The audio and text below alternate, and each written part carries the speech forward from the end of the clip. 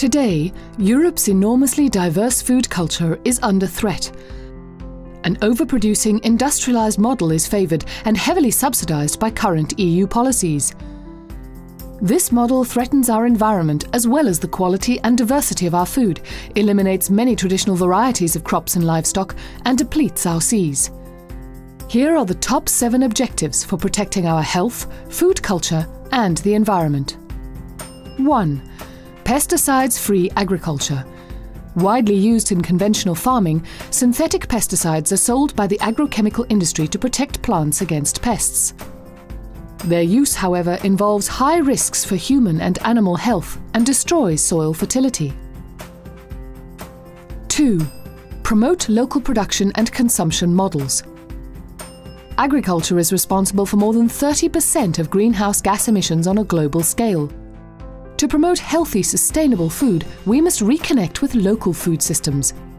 By consuming locally, we don't only reduce the environmental footprint and the overall cost for transport and middlemen, but we also support job creation in rural areas.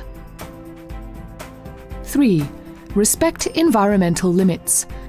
Agriculture plays an increasingly important role in the sustainable management of natural resources. Soil is both affected by and contributes to global warming. A healthy living soil in Europe and beyond is a major condition to enable everyone to feed themselves with enough quality food and to tackle climate change. 4. Support fair trade and prices.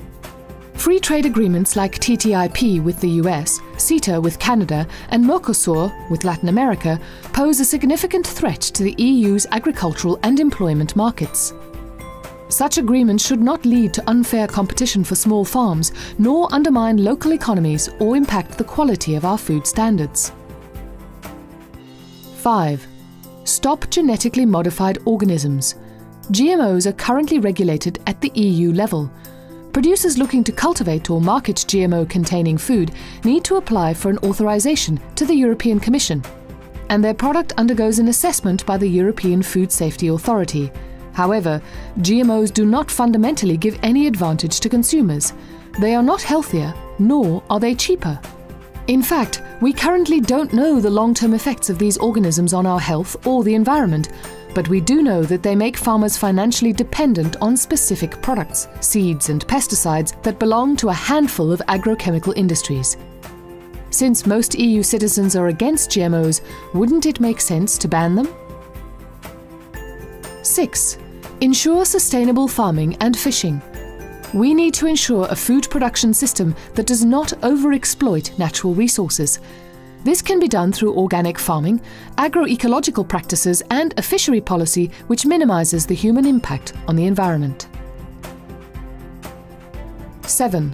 Healthier food standards.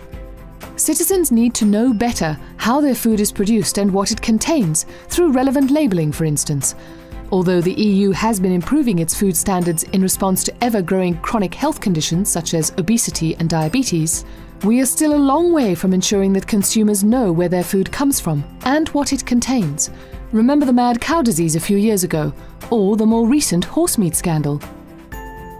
These are only a few of the environmental battles carried out at European level.